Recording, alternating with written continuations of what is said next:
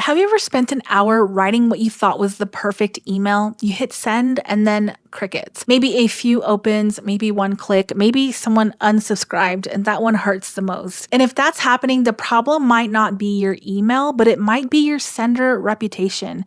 Think of sender reputation like your credit score. When you have excellent credit, the bank trusts you. And when your credit score is low, suddenly everything becomes harder. Higher interest rates, more questions, sometimes you get denied altogether. And email kind of works the same way. So if Gmail doesn't trust you, it doesn't matter how valuable your email is, it can send it straight to the promotions tab or even worse, the spam folder. So today I'm going to show you why that happens and how Gmail decides where your emails go and what you can do to improve your email deliverability so more people can actually see the emails that you're already sending. So let's dive in. So what is sender reputation? Well, before we talk about the promotions tab, we need to understand sender reputation. This is something that a lot of agents have never heard of. I had not heard of it until recently, but every email that you send is building a reputation. So internet providers like Gmail, Outlook, and Yahoo are constantly asking, can we trust this sender? They're looking at hundreds of signals to determine whether your emails are helpful or just another marketing blast or spam. Think about it. Gmail has billions of emails flowing through its system every single day. And its job is to protect users from spam while still delivering emails that they actually want. So if Gmail isn't confident about your emails, it's just going to hide them. And that doesn't mean that you've done anything wrong. It just means that you haven't earned enough trust yet. So let's talk about the biggest reasons. Number one, promotional language. This one surprises a lot of agents.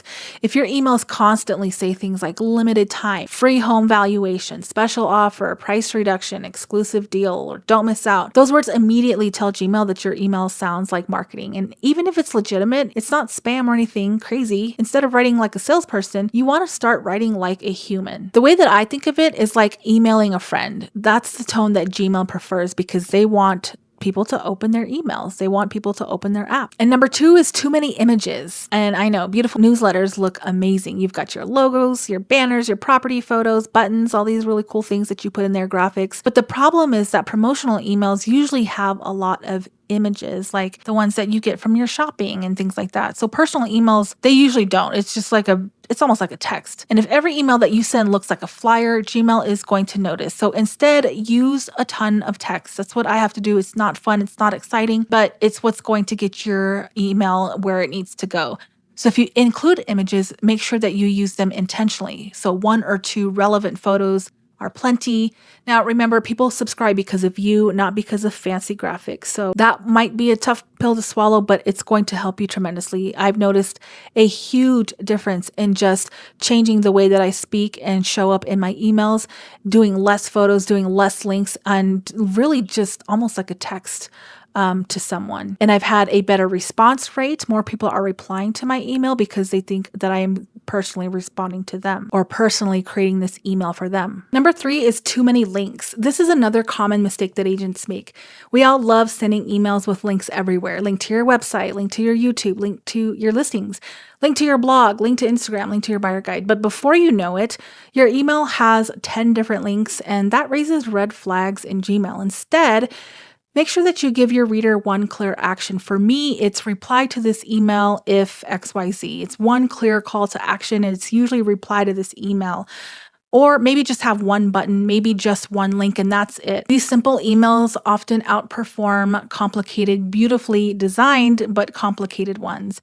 Number 4 is heavy formatting. If your email looks like a magazine, multiple colors, different fonts, large banners, tables, columns, boxes, Gmail immediately recognizes that style as marketing. So ironically, the emails that perform the best often look boring. They're plain text, simple paragraphs, normal fonts, no fancy formatting. But think about the emails that you receive from your friends. That's what you want yours to look like. Number 5 is no personalization. Generic emails don't perform well anymore. So if every email starts with "Dear homeowner" or "Attention Colorado Springs residents," then you've already lost trust. Instead, use their first name, write conversationally, share a quick story, ask a question, make it feel like you're writing to one person instead of 5,000, because that's exactly what people want, and that's also what Gmail wants. Your sender reputation matters more than you think, but let's go even deeper. Sender reputation isn't built overnight. It takes a long time, months, and sometimes even years.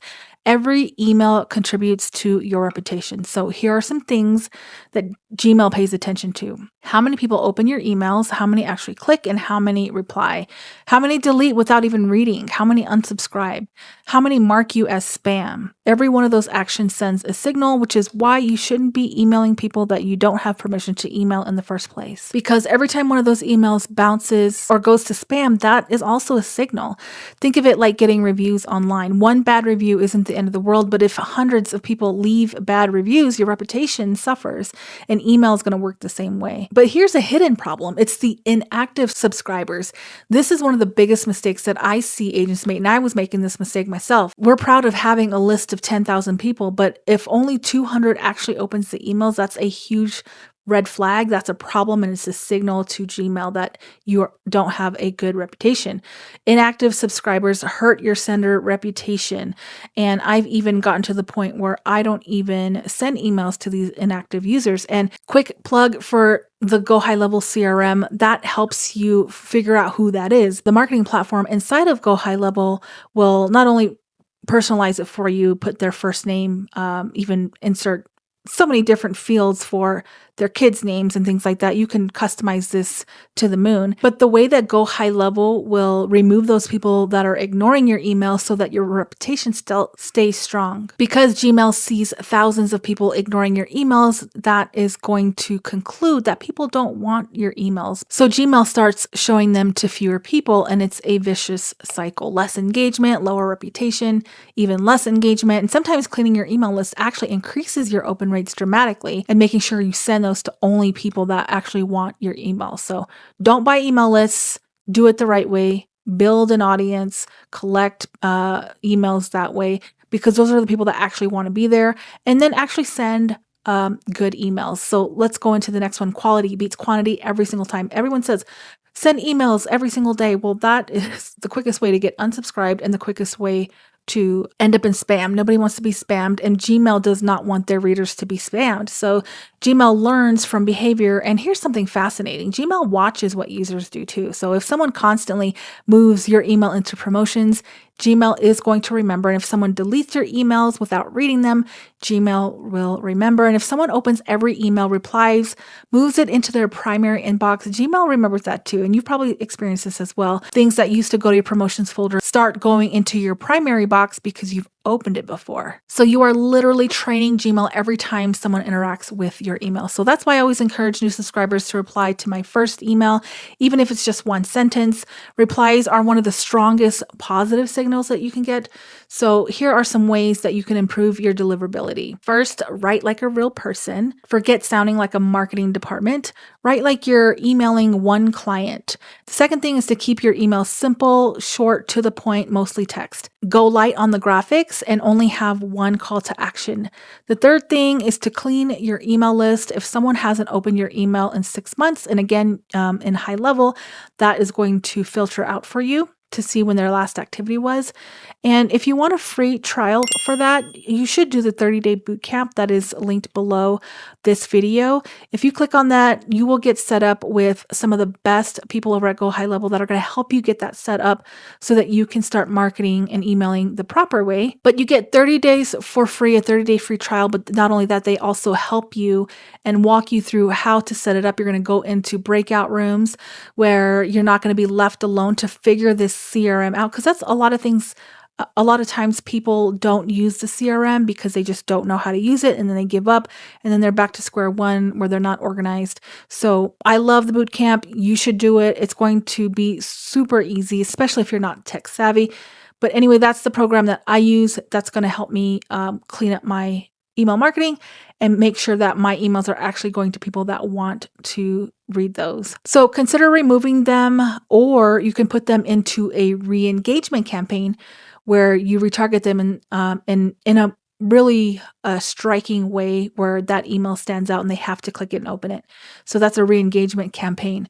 More on that later. Make sure you are subscribed. But fourth, ask questions. Questions encourage replies.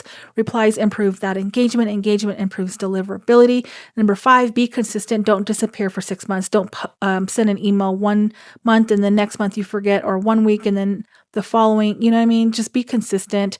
Have a an email schedule, even if it's just once a month, but don't go months and months without emailing and then suddenly blasting your list with 3 emails in one day. Consistency builds trust with both your audience and email providers. And finally, deliver value first, not sales pitches. Teach something, share something, market updates, tell stories, answer common questions, solve problems. When people look forward to your emails, everything improves. The goal isn't just the primary inbox. Here's something else to remember. Getting into the primary tab is great, but it's not the ultimate goal. The real goal is building relationships. And if people enjoy reading your emails and feeling like it's personal and one-on-one, they'll open them. They'll reply to them. They'll forward them. They'll trust you, eventually hire you. And that's the end goal, right? Email marketing isn't about blasting promotions. It's about staying top of mind when that person is ready to buy or sell. Because when someone is finally ready to buy or sell, you want to be the person that they think of. Now, if your email open rates have been disappointing, don't assume that email marketing doesn't work. Most of the time, it's not the strategy, it's the execution. I get a lot of deals and actual closings from email marketing. So just remember that your sender reputation is your email credit score. Write like a person, not a marketer, and keep your email simple. So remove inactive subscribers, focus on engagement instead of just growing a bigger list. So when you do those things consistently, you'll improve your deliverability, increase your open rates, and ultimately generate more conversations, which leads to more closings from the audience that you already have. Now, if you found this helpful, make sure that you subscribe, because on this channel, we talk about how to use marketing, automation, AI, and smart systems to grow your real estate business without spending every waking hour chasing leads, especially for solo agents and teams. Click that link below to set up your own CRM. And thanks for watching. I'll see you in the next video.